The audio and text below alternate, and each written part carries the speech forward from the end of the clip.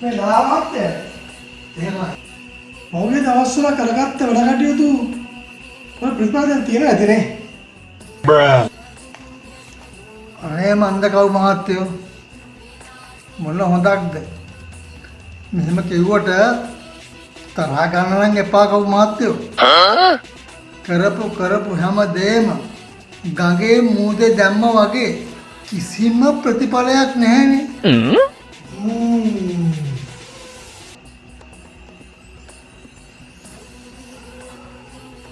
ලලා මහත්තයා තියන්නේ සුළුපටු අපලුපද්‍රයක් නෙවෙයි.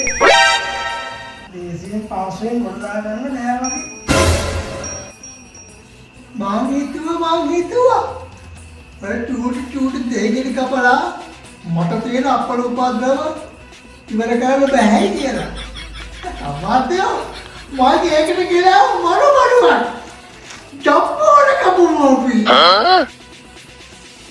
කපමු අපි 7ක් නෙවෙයි 21ක්ම කපමු. තියෙන අපලුපද්‍ර ඔක්කොම ඇඩ්‍රස් නැතිලාම යන්න.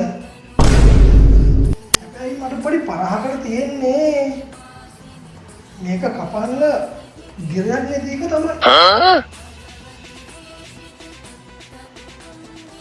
ඉතින් කව් මහත්තයෝ ඕකට විසඳුමක් ඇත්තෙම නැද්ද? මොකෝ නැත්තේ මට ඕනම දෙයකට විසඳුම් තියෙනවා. මේ දෙයි හාමුදුරුවෝ මට වරණකින් දීපු කඩුවක් තියෙනවා. ඒක මංගල කඩුව. කන්නාලේ පිට කඩුව. මම ඒක හැමෝටම පාවිච්චි කරන්නේ නැහැ නලා මහත්තයා.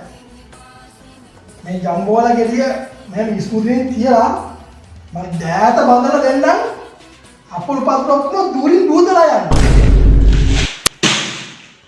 අනේ කව් මහත්තයෝ වැඩේ